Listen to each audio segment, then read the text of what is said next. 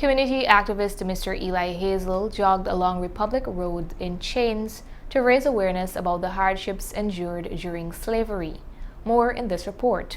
Africans endured enslavement in British Guyana colonies for 200 years before achieving their emancipation 184 years ago on August 4, 1838. They laid the foundation for the freedoms enjoyed by every Guyanese today. Emancipation was not a generous gift of the European slave trading empires. Africans resisted enslavement and fought for freedom in the Great Revolts in Berbice in 1763, in Demerara in 1823, and in Essequibo in the year 1834, and at other times in other places. Mr. Eli Hazel, who is a social activist, conducted an emancipation jog along Republic Road with chains and shackles on his wrists to depict the struggles endured by the enslaved Africans.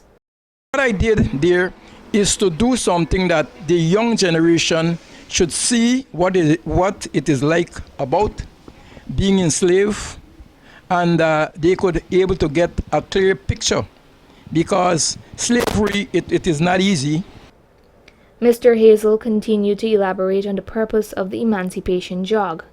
Being a slave, you got to work hard, and most places you do not wear attire with good clothing and so on. So the thing that I'm trying to do is for the people to have, and it is not the first time that I did that. When I do those things, it makes me get a good picture of what it is like in those days. Emancipation opened opportunities for the acquisition of abandoned plantations, on which the freed men and women established churches, schools, farmsteads, and houses. Mental slavery is one of those things, and they're having some great African. You get chaps like Peter Tosh, Born in Spear, Gregory Isaacs, Anthony B., and most of those African cultural singers. If you listen to those people, you would get you could get to understand their knowledge, and most people are not aware of what it is, slavery, and the young people do not do research. You got to know where you came from in order to know where you're going.